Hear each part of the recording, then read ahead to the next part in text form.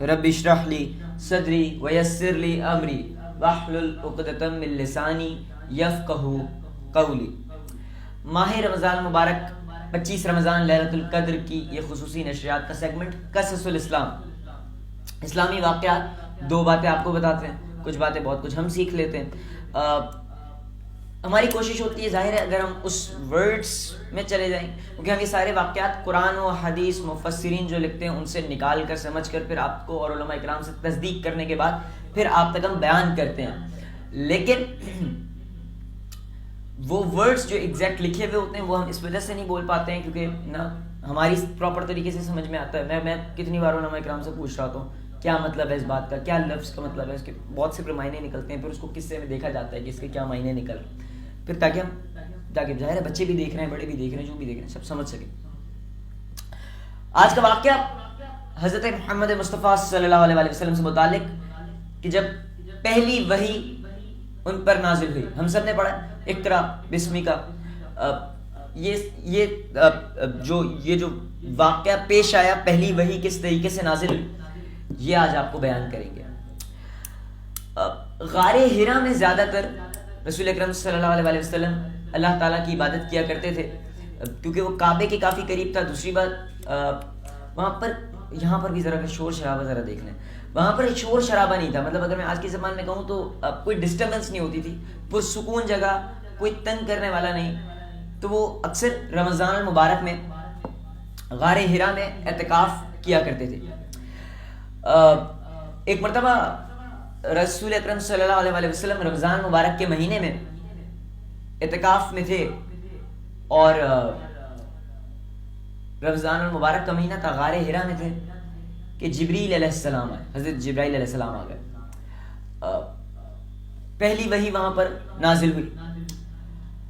سیدہ عائشہ رضی اللہ تعالیٰ عنہ بتاتی ہیں، فرمایا کہ رسول اکرم صلی اللہ علیہ وسلم پر جب وحی نازل ہوئی ہے اس کے بعد سے ان کو اچھے خواب آنے شروع ہو گئے، اگر آج کی زبان میں کہا جائے پرسکون سفید و سحر خواب جو ہے وہ نظر آتے ہیں۔ پھر اس کے بعد ان کو تنہائی کی عادت ہو گئی، اگر اس شور کو ذرا دیکھ لیں، آواز یا تو میری کم کر دیں۔ اس کے بعد ان کو تنہائی کی عادت ہو گئی، وہ تنہا رہنا پسند کرنے لگے، پھر یہاں تک کہ وہ چلے جاتے غار حرا، حضرت عائشہ رضی اللہ تعالیٰ عنہ کے پاس سے غار حرا چلے جاتے، پھر واپس آتے حضرت خدیجہ رضی اللہ تعالیٰ عنہ کے پاس، پھر واپس غار حرا چلے جایا کرتے تھے، وہاں رہا کرتے تھے، اللہ تعالیٰ کی عبادت کیا کرتے تھے۔ کہ ایک دن رمضان مبارک کا مہینہ تھا، روایتوں میں آتا ہے پیر کا دن تھا، عبادت کر رہے تھے کہ اتنے میں ایک فرشتہ آیا غار حرا میں، وہاں آ کر رسول اکرم صلی اللہ علیہ وسلم سے کہنے لگا، اب یہاں پر قرآن بھی کہنے لگا کہ اقرا بسمک ربک الذی خلق، اقرا پڑھو۔ اب رسول اکرم صلی اللہ علیہ وسلم نے کہا کہ مجھے پڑھنا نہیں آتا، اس پر اس فرشتے نے رسول اکرم صلی اللہ علیہ وسلم کو، رسول اکرم صلی اللہ علیہ وسلم فرماتے ہیں کہ اس فرشتے نے اتنا زور کا پکڑ لیا، اس کے بعد گویا دبوچ لیا اور اتنا زور سے دبوچا کہ چور کر ڈالا، یہ رسول اکرم صلی اللہ علیہ وسلم فرماتے ہیں۔ پھر اس کے بعد چھوڑ دیا، پھر دوبارہ کہا کہ اقرا پڑھو۔ رسول اکرم صلی اللہ علیہ وسلم نے دوبارہ فرمایا، کہا مجھے پڑھنا نہیں آتا، فرشتے نے دوبارہ پکڑ لیا، گویا زور سے دبوچ لیا اور پھر چور کر ڈالا، یہ رسول اکرم صلی اللہ علیہ وسلم خود فرما رہے ہیں، اور پھر چھوڑا اور کہا اقرا پڑھو۔ رسول اکرم صلی اللہ علیہ وسلم نے پھر سے کہا مجھے پڑھنا نہیں آتا، تیسری بار پھر سے اس فرشتے نے زور سے پکڑا، دبوچا، گویا چور کر ڈالا اور چھوڑا اور کہا اقرا بسمک ربک الذی خلق، پڑھو اے نبی صلی اللہ علیہ وسلم، نام لے کر اپنے رب کا جس نے پیدا کیا انسان کو خون کی پھٹکی سے، اور پڑھو اور تمہارا رب بڑا کریم ہے جس نے علم سکھایا، قلم کے ذریعے سے سکھایا انسان کو جو نہیں جانتا تھا وہ ہرگز نہیں، بے شک انسان سرکش ہو جاتا ہے اس بنا پر کہ وہ دیکھتا ہے خود کو بے نیاز۔ یہ پورا ہے اقرا بسمک ربک الذی خلق خلق الانسان من علق اقرا وربک الکرم. اس طریقے سے پوری آیات ہے. اس کا اردو کا ترجمہ آپ تک بیان کیا. یہ بات ہوئی. اب رسول اکرم صلی اللہ علیہ وسلم نے یہ پڑھا اور اس کے بعد حضرت خدیجہ رضی اللہ تعالیٰ عنہ کے پاس تشریف لے گئے. اچھا یہ روایتوں میں آتا ہے کہ رسول اکرم صلی اللہ علیہ وسلم کانپ رہے تھے, گویا ڈر سے گئے تھے. اس کے بعد حضرت خدیجہ رضی اللہ تعالیٰ عنہ کے پاس تشریف لے گئے اور وہاں جا کر ان سے کہنے لگے کہ مجھے کمبل اڑا دو بس. ان کو کمبل اڑا دیا گیا. اس کے بعد رسول اکرم صلی اللہ علیہ وسلم نے حضرت خدیجہ رضی اللہ تعالیٰ عنہ سے کہا, فرمایا کہ مجھے ڈر ہے کہ میری جان کو خطرہ ہے.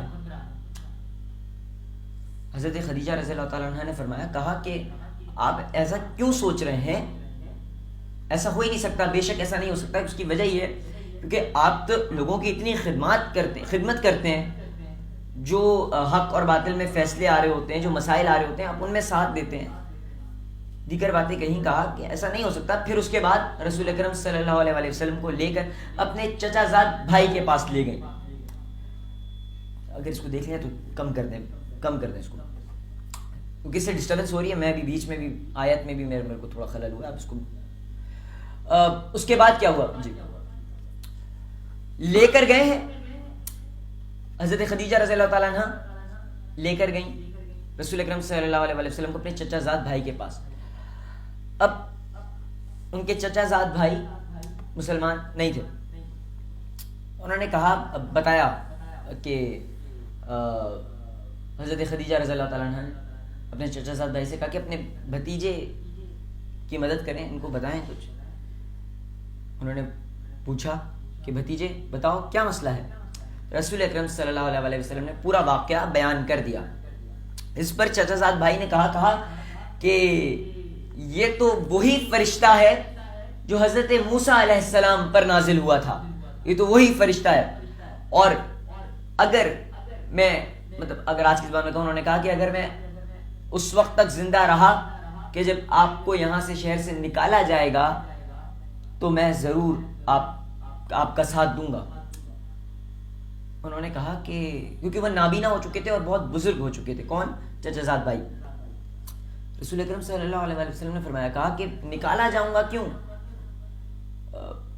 اس پر چچا زاد بھائی نے فرمایا, کہا کہ جب بھی کوئی فرشتہ آیا ہے اور حق اور باطل کی اس طریقے سے بات ہوئی ہے, کوئی وحی نازل ہوئی ہے, کچھ اس طرح ہوا ہے, تو اس کے بعد بہت دشمنیاں پیدا ہوئی ہیں, لوگ دشمن بنے ہیں, بہت لڑائیاں ہوئی ہیں, بہت فساد ہوئے ہیں.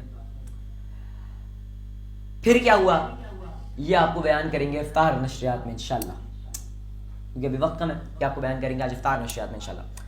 ایک وقفہ